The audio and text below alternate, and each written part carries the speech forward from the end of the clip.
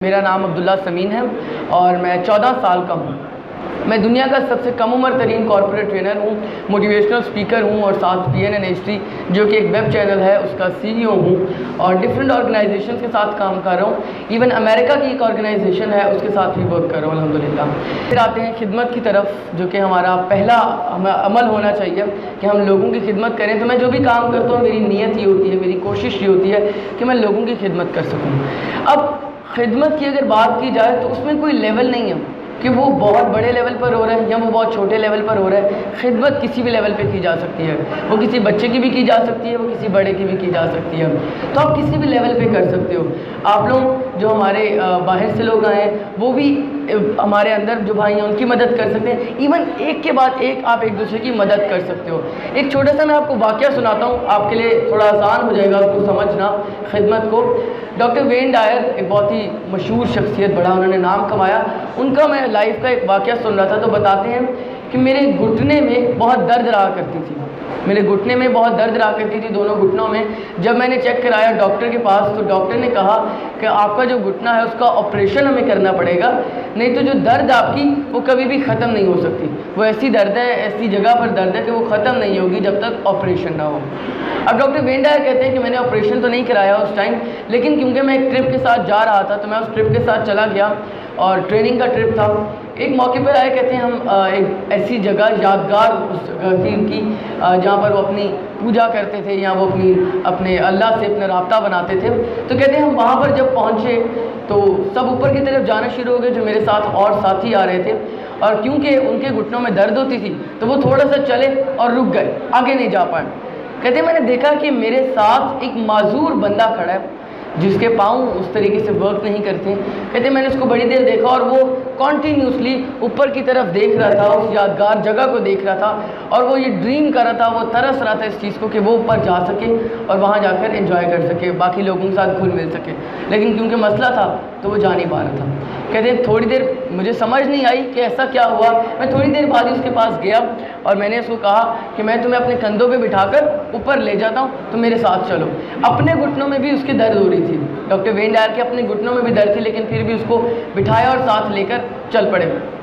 کہتے ہیں میرے پیچھے سے بیوی نے دیکھا اور اس نے آواز لگائی کہ یہ تم وین کیا کر رہے ہو، تمہارے تو اپنے گھٹنوں میں درد ہے اور ڈاکٹر نے کہا کہ آپریشن کے بغیر یہ ٹھیک نہیں ہوگا اور تم ایک نیا کام کرنے جا رہے ہو کہ تم اس کے ساتھ جا رہے ہو، وہ بھی گرے گا اور تم بھی گر جاؤ گے۔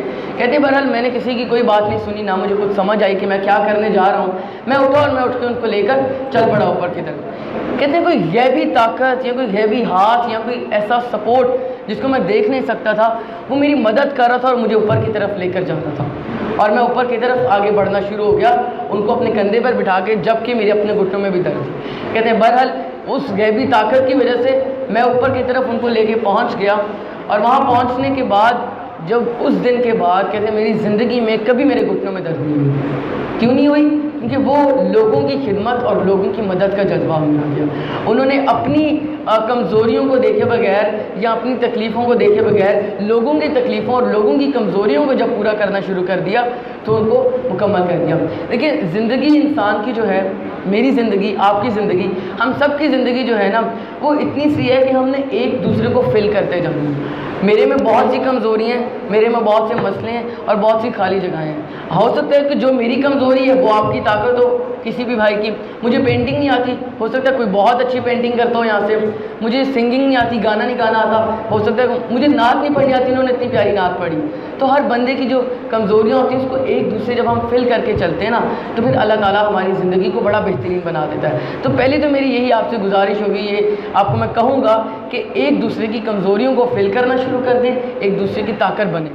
جب آپ اپنی اور اپنے ساتھ والوں کی طاقت بننا شروع ہو جائیں گے نا تو پھر دیکھیے گا اللہ آپ کو کیسے کامیابی سے نوازتا۔ ایک اور واقعہ آپ کو سناتا ہوں چھوٹا سا، بابا جی اشفاق احمد کا۔ بہت لوگ ان کو پیار کرتے تھے اور بڑا انہوں نے اپنی عزت کمائی اپنے زمانے میں۔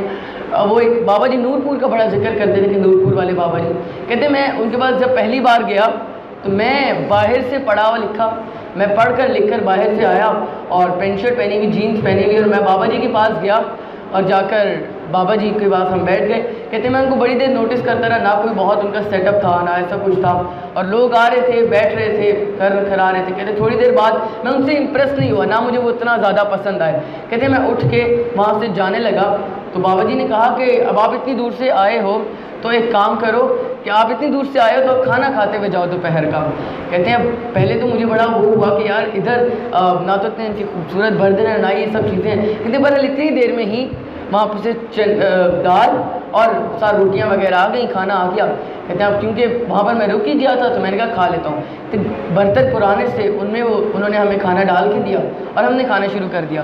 کیونکہ وہ جگہ اتنی خاص نہیں تھی, ہائی فائی جگہ نہیں تھی, تو مچھر اور مکھیاں اور یہ سب چیزیں بھی وہاں پر گھوم رہی تھیں. کہتے ہیں کہ بابا جی نے, جو نورپور والے بابا جی تھے, انہوں نے پنکھی پکڑی اور انہوں نے وہ جلانا شروع کر دی. ہمارے پاس اس پنکھی کو, اس کو پریشر بنایا تاکہ جو مکھیاں وغیرہ ہیں وہ دور رہیں کھانے سے, اور وہ انہوں نے کنٹینیوس کرنا شروع کر دیا. وہ اپنی پنکھی ہلا رہے ہیں اور ہم کھانا کھا رہے ہیں. تو اتنی دیر میں اذان کا وقت ہوا, اذان ہو گئی. جب وقت ہوا نماز کا تو ادھر ہی ایک بندے نے جماعت پڑھانا شروع کی اور سب نے ساتھ ان کے نماز پڑھنا شروع کر دی اور وہ نماز پڑھنے لگ گئے. کہتے اب نماز ہو رہی ہے, پہلے اذان ہو گئی, جماعت بننا شروع ہو گئی, صفیں بن گئیں, اور بابا جی جو ہیں وہ ایسے کیسے کھڑے ہوئے, نہ وہ پنکھی کو چھوڑ رہے اور نہ ہی نماز میں جا رہے ہیں. میں بڑا پریشان ہوں. کہتے نماز بہرحال مکمل ہوئی اور میں نے بابا جی سے پوچھا کہ بابا جی نماز مکمل ہو گئی ہے اور آپ نے نماز ہی نہیں پڑھی, آپ کس طرح کے پیر ہوئے؟ لوگ آپ کو کہتے ہیں آپ ولی ہیں, آپ پیر ہیں, اور آپ نے نماز ہی نہیں پڑھی. تو بابا جی نے بڑی مزے کی بات کہی. انہوں نے کہا کہ نماز کی قضا تو ہے لیکن خدمت کی قضا نہیں. انہوں نے خدمت کی قضا نہیں کی, اور خدمت کی قضا ہے بھی کوئی نہیں. وہ موقع تھا اس ٹائم بابا جی کے پاس کہ بابا جی اشفاق احمد صاحب کی خدمت کریں اور اپنا اللہ تعالیٰ کے حضور اس خدمت کا ان کو فائدہ ہوگا یقیناً. تو وہ خدمت کی انہوں نے قضا نہیں کی اور نہ ہی خدمت کی قضا ہے. اس کا مطلب کہ ہم آج ادھر آئے ہیں تو ہم اس نیت سے کوئی خدمت نہ کریں کسی کی بھی کہ جی ہمیں بڑا کوئی مال و دولت مل جائے گی یا یہ سب چیزیں. اس نیت سے اگر ہم خدمت کریں کہ ہم نے اپنے اللہ سے اس کا صلہ مانگنا اور اللہ نے یقیناً صلہ دینا ہے, اور ایک اپنے اندر ہیومینٹی کا, انسانیت کا جذبہ پیدا کریں, تو پھر یقیناً یہ ملک بڑا جلدی آگے بڑھ سکتا ہے. میں اپنے تمام جتنے بھی بھائی بیٹھے ہوئے ہیں سن رہے ہیں سب کو عید مبارک بھی کہوں گا. میں شروع میں بھول گیا, اس کے لیے معافی. تو عید مبارک آپ سب کو, اور بہت سی دعائیں, بہت سا پیار میرا ہمیشہ آپ لوگوں کے ساتھ رہے گا. اینڈ پہ میں صرف یہی کہنا چاہوں گا کہ یہ آپ کا ملک ہے اور اس سے محبت کریں, پیار کریں. ایک ہم چھوٹا سا نعرہ لگائیں گے, جذبے کے ساتھ لگانا ہے. میں پاکستان بولوں گا, آپ نے زندہ باد بولنا ہے, ٹھیک ہو گیا؟ پاکستان, پاکستان, پاکستان. بہت شکریہ, تھینک یو سو مچ, بہت شکریہ.